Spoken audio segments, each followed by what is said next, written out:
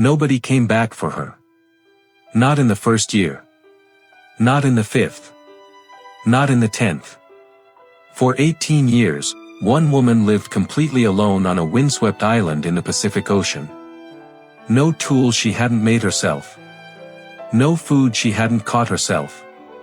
No voice she hadn't spoken herself into the wind because there was no one left to hear it. She didn't crash land there. She wasn't shipwrecked. She was left. Put ashore and forgotten while a ship sailed away and the world moved on without her. The people she belonged to. Gone. Killed by disease and colonial violence within a few years of leaving that island. She didn't know that yet. She would never know it. For 18 years she was the last living member of an entire civilization. And she survived anyway. This is how. We don't know her name. That's the first thing you need to sit with before this story goes anywhere. Her real name, the name her mother gave her, the name spoken in her own language by her own people, was never written down. It vanished. Absorbed into the silence of a culture that was methodically erased before anyone thought to ask. History knows her only as Juana Maria, a Spanish name given to her by a Catholic priest 7 weeks before she died, by a man who couldn't speak her language and didn't ask her what she wanted to be called. She had lived 18 years alone. She died 7 weeks after being rescued.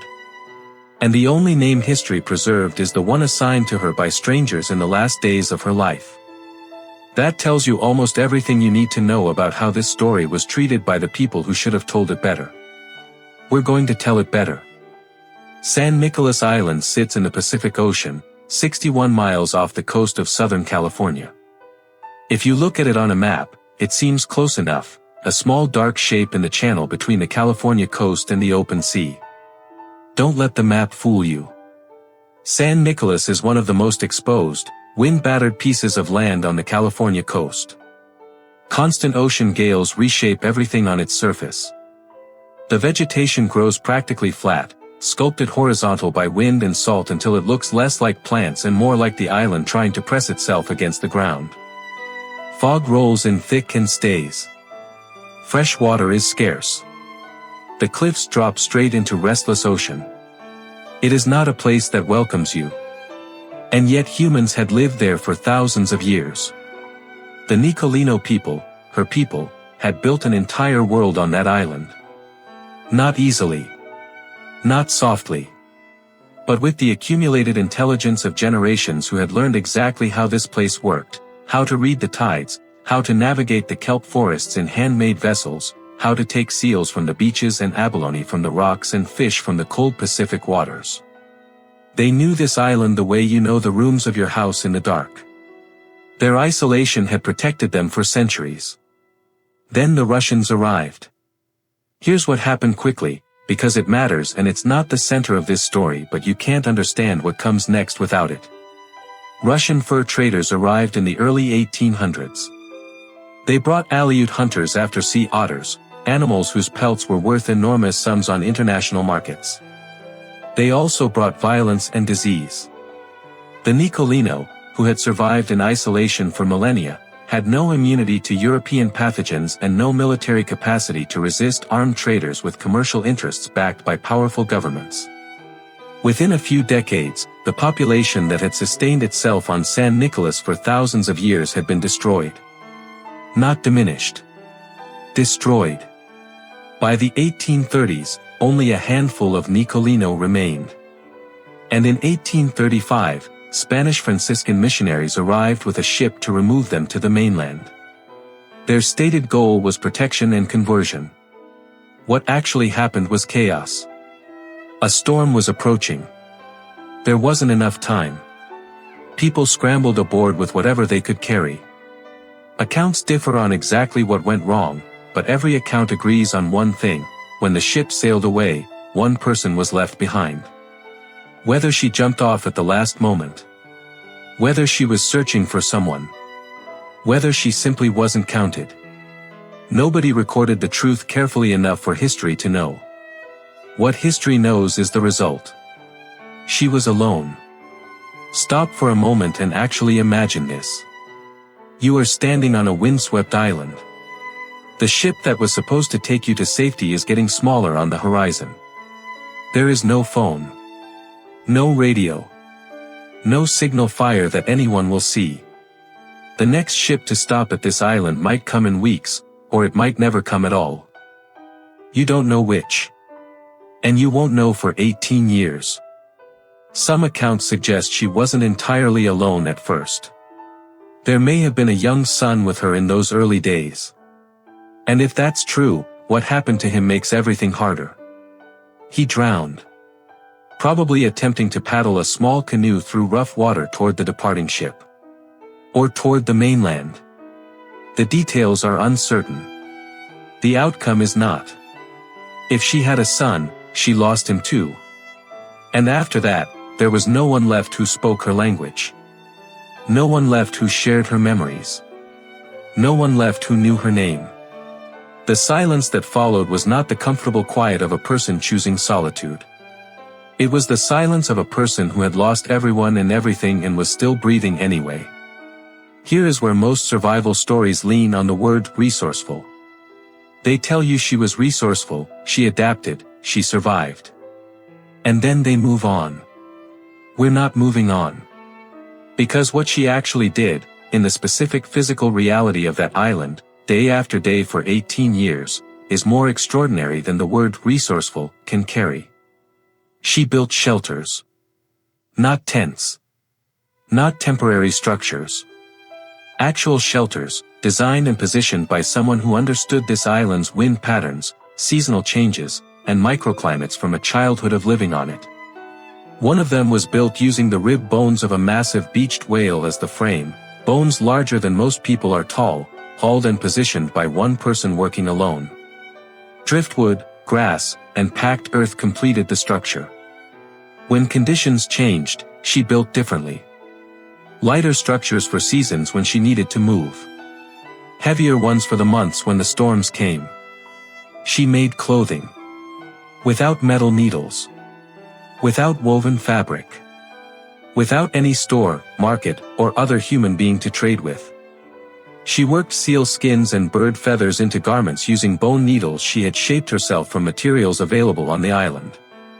One piece, a dress made from cormorant feathers, was later described as one of the most extraordinary examples of indigenous craftsmanship anyone had seen. Assembled feather by feather. Stitched with sinew. Built by hands that had no alternative but to get it exactly right. She fed herself. Shellfish from the tidal pools. Fish caught by hand or with tools she'd made. Seabirds. Seals when she could manage it. Abalone from the rocks. She dried meat in the wind to preserve it through seasons when fresh food was harder to find. She tracked the tides. She learned the rhythms of every food source on the island, not as a curiosity, but as the difference between eating and not eating. She found water. On an island with almost no freshwater sources, she collected rainfall in natural rock basins and in containers she'd fashioned herself. She knew exactly where water pooled after rain. She knew how long each source lasted. She wasted nothing. Think about the mental load of all of this. Every single day. Every single season. For 18 years. No days off. No one to take a shift. No backup plan that involved another human being. Just her. But here's what the historical record captures that most retellings skip over. The physical survival was not the hardest part. Complete isolation does something to the human mind that physical hardship doesn't. Without other people to reflect your identity back at you, without anyone saying your name, or responding when you speak, or acknowledging that you exist, the self starts to dissolve. Psychologists who study extreme solitary confinement describe the progression: first anxiety, then obsessive thought patterns, then hallucination, then a collapse of the boundary between self and environment. She held herself together for 18 years. How? She sang. Songs from her culture, preserved entirely in her own memory, with no one to sing them back to her, in a language that was dying with every year she survived. She sang them anyway. Out loud. Into the wind. Because the songs were not just music. They were a record. They were proof that the Nicoleno people had existed, that their language had existed, that she had a place in a world that no longer held anyone who remembered her. She spoke aloud. Possibly to animals. Possibly to the spirits her culture believed in. Possibly just to maintain the physical habit of language so it didn't atrophy entirely. The evidence for this comes from the few weeks after her rescue, when observers noted that she communicated readily and expressively, not with the flat effect of someone who had forgotten how to interact, but with warmth and animation and a clear sense of personality intact. She marked time. Carved sticks or notched materials, small physical records of days passing. This is not an insignificant behavior. Marking time is how you refuse to let the present become the only reality. It is how you insist that yesterday existed, that tomorrow will exist, that you are a person moving through time rather than a person dissolved into it. She refused to disappear. Every day, in ways small and large, she chose to remain herself. To remain present. To remain human. That is the actual story. In 1853, 18 years after the ship left, a sea otter hunter named Captain George Nicoleno heard rumors. Fishermen and hunters along the California coast had been passing around vague stories for years. Signs of habitation on San Nicolas. Smoke, maybe. Unusual markings on the shore. Nothing confirmed, nothing investigated, just the kind of persistent rumor that accumulates around a story too strange to invent. Nicoleno organized an expedition. His men landed and found evidence everywhere. Shelters. Tools. Food remains. The clear physical record of a person who had been living here systematically, intelligently, for a very long time. But no person. Only on their final night on the island, as the expedition was preparing to leave, having concluded that whoever had been here was gone, did she appear. She had been watching them the whole time. Think about that. After 18 years without another human being, she had watched a group of strangers land on her island and spent days deciding whether to approach them. She wasn't desperate. She wasn't panicked. She was careful. She was assessing them. She was deciding on her own terms whether these people were safe. When she finally approached, she was carrying roasted wild onions. She brought them food. She walked out of 18 years of absolute solitude, and the first thing she did was offer a gift. Not a plea for rescue. Not a collapse into someone's arms. An offering. The social gesture of a person who understood exactly how to enter a relationship with strangers, a gesture that required no shared language because the meaning was completely universal. She chose to leave. Not because she was broken. Not because she had given up. Because she decided it was time. The journey to Santa Barbara took her into a world she hadn't seen in nearly 2 decades, and a world that had changed completely even from the one she'd known before. She was taken to live with Nicoleno and his family. People came to see her. Crowds, really, drawn by curiosity and the particular Victorian appetite for what they called the last of their kind. She examined horses, tools, buildings, and objects that had no equivalent in her experience, and by every account she did so with curiosity and composure. She didn't perform distress for her audience. She didn't perform gratitude either. She looked at the world around her with the steady attention of someone who had spent 18 years observing everything carefully because careful observation was survival. She sang for people.